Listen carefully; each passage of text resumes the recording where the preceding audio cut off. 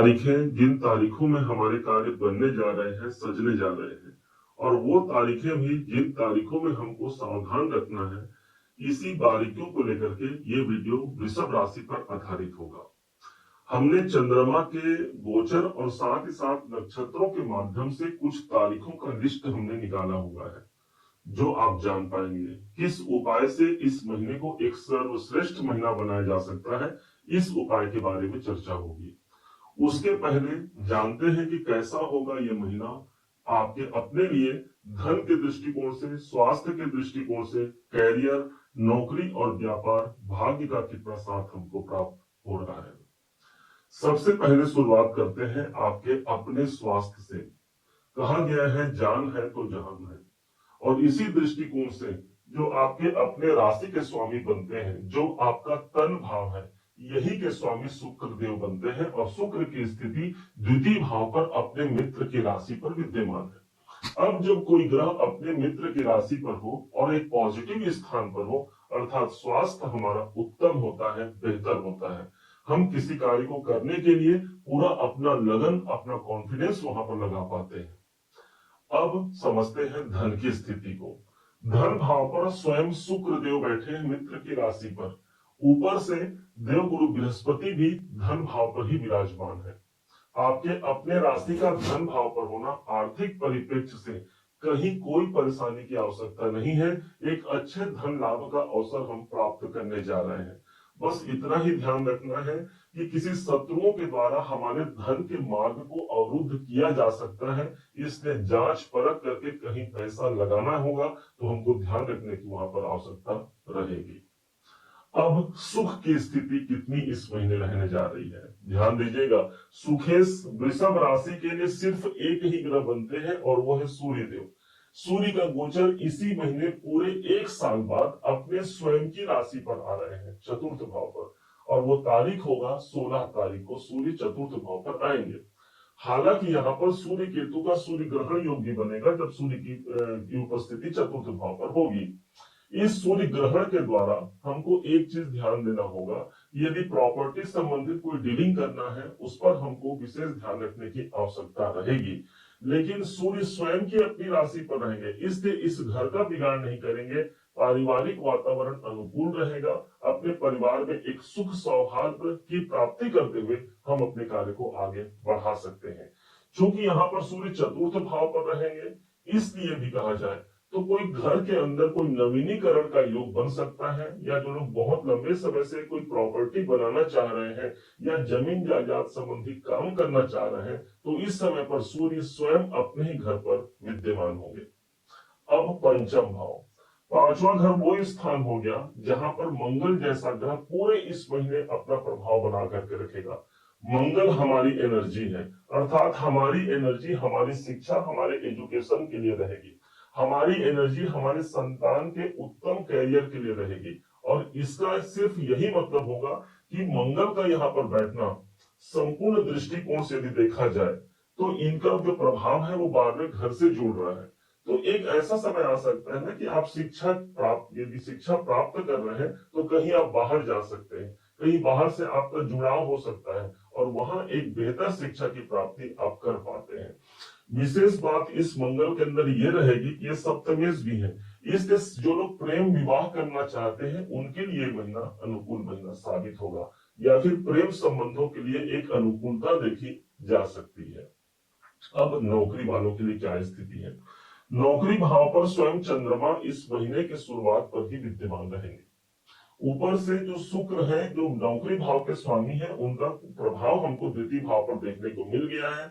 इसका मतलब ये हो गया कि नौकरी में कोई दिक्कत नहीं है, हम अच्छे से अपने कार्य को कर पाते हैं, और कुछ बेहतर प्रयास के द्वारा कोई नवीनीकरण, कोई इंक्रीमेंट की संभावना भी ये शुक्र हम तक पहुंचा पाता है। क्योंकि छठे के स्वामी द्वितीय भाव पर बैठे हैं, इसलिए हमने जो मेहनत किया है वो धन के रूप में परिणित होने जा रहा है, या कहीं आपने कोई अप्लाई किया है वहां से कोई पॉजिटिव रिजल्ट इस महीने मिल सकता है।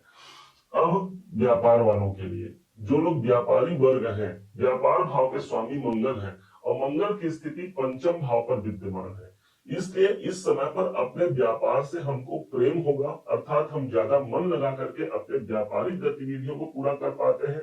एक नया डील हो सकता है, कोई नए क्लाइंट हमको मिल सकते हैं, क्योंकि अपने से ये 11वें घर पर है और अपने से 11वें घर पर किसी ग्रह का होना अर्थात इनकम की वृद्धि को ही संकेतित करता है, अर्थात लाभ के अवसर मिलने जा रहे हैं। अब आते हैं भाग्य। ध्यान दीजिएगा, सबसे ज्यादा महत्वपूर्ण हमारा भाग्य होता है और इस महीने पूरा यदि देखा जाए तो वृषभ राशि के भाग्याधिपति बनते हैं शनिदेव, और शनि इस समय पर 11वें भाव पर वक्री अवस्था पर चलते हुए 10वें भाव का भी प्रतिफल दे रहे हैं। इसलिए कहीं से भी हमारा भाग्य ऐसा नहीं है कि हमारा साथ न दे, बल्कि यही भाग्य एक पुनरावृत्ति करके जो पुराने हमारे कार्य हैं उस पर भी हमको भाग्य का मुहर लगता है, अर्थात भाग्य हमारा भरपूर साथ इस महीने देने जा रहा है। नौकरी, कैरियर हमने समझा, अब कैरियर की बारी। 10वां भाव कैरियर का है। ध्यान दीजिएगा, कैरियर ही वो स्थान है, 10वां भाव, जो ये डिसाइड करता है कि आप नौकरी या व्यापार किस फील्ड में जाएंगे, या फिर दोनों ही दृष्टिकोण से आपका कैरियर क्या बोल रहा है। 10वां भाव पर राहु जैसा ग्रह विद्यमान है। राहु जब भी 10वां भाव, 11वें घर, तीसरे और 6वें भाव पर जब भी गोचर करता है, इस राहु को अच्छा माना गया है, और वही राहु वृषभ राशि के 10वें भाव पर चल रहे हैं। इसलिए राहु के पास तो 10x करने की प्रवृत्ति है ना, और यही प्रवृत्ति हमारे कैरियर पर आ गई। कैरियर कहीं से भी कमजोर नहीं है, प्रयास करना है। राहु सिर्फ एक ही भय देता है हमको, इसका काम है भय और भ्रम देना। मन को, हमारे तन को भ्रमित करेगा और बार बार हमको डराएगा, और इस डर से जिसने बाहर निकल गया, 10वां भाव के राहु में बड़ी विशालता, बड़े लक्ष्य की प्राप्ति ये करा पाते हैं। अब हमको समझना है लाभ की स्थिति। लाभ के जो स्वामी होते हैं देवगुरु बृहस्पति बनते हैं।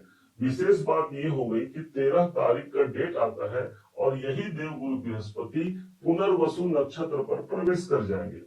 पता है आपको, पुनर्वसु नक्षत्र के स्वामी स्वयं देवगुरु बृहस्पति ही बनते हैं, अर्थात गुरुदेव अपने ही नक्षत्र पर रहेंगे। लाभ के स्वामी लाभ भाव पर ही रहेंगे। ये एक अच्छे लाभ के अवसर को हमको बढ़ा सकता है। कोई रुका हुआ कार्य इस महीने पर आगे बढ़ने की संभावना मजबूत दिखती है। बड़े भाइयों से, चाचा ताऊ, अपने रिश्तेदारों से हमको लाभ की युक्ति भी यहाँ बन सकती है। भूलिएगा मत, लाभेश पूरे न सिर्फ इस अगस्त महीने तक बल्कि 5 दिसंबर तक लाभेश धन भाव पर रहेगा। इसलिए दोनों का कॉम्बिनेशन यदि जोड़ दिया जाए तो धन लाभ का ही योग सबसे ज्यादा महत्वपूर्ण होने जा रहा है। अब कौन सी वो तारीखें हैं जिन तारीखों को हमें शुभ परिणाम मिलने जा रहे हैं, कोई एग्रीमेंट होने जा रहा है, कोई नवीन कार्य बनने जा रहा है। शुभ तारीखों में होंगी 12 अगस्त, 13, 17, 18, 20, 21 और 22 अगस्त आपके लिए अनुकूल साबित होंगे। इसके विपरीत जिन तारीखों में हमको सतर्क और सावधान रहना होगा वो तारीखें होंगी 5 अगस्त, 6, 7, 15, 23 और 24 तारीख को हमको सावधानी भी रखनी होगी। अब कौन से उपाय करने होंगे इस महीने? ध्यान दीजिएगा, इस महीने केतु जैसा ग्रह चतुर्थ भाव पर विद्यमान है और ऊपर से सूर्य केतु का सूर्य ग्रहण योग बनने जा रहा है। इसलिए भगवान सूर्य की आराधना जरूर कीजिएगा, उनको नमन कीजिएगा। भगवान सूर्य की आराधना करने से सुख समृद्धि की वृद्धि होगी, चतुर्थ भाव आपका जागृत होगा और जीवन में अनेक लाभ के अवसर आ पाएंगे। उम्मीद है आप सबने इसे समझा, आप सबने इसे जाना है। यदि आपने इसे समझा है, जाना है, मेरे समझाने का प्रयास यदि आपको सार्थक लगा हो, मेरे समझाने का तरीका यदि आपको सार्थक लगा हो, तो हर बार की भांति इस बार भी अपना प्यार भरा लाइक और कमेंट करना कभी मत भूलिएगा। और हाँ, यदि अभी तक आपने चैनल को सब्सक्राइब नहीं किया है, सब्सक्राइब जरूर कीजिएगा। पुनः एक बार फिर आप सभी का दिवस बहुत मंगलमय हो, इन्हीं शुभकामनाओं के साथ। जय श्री राम।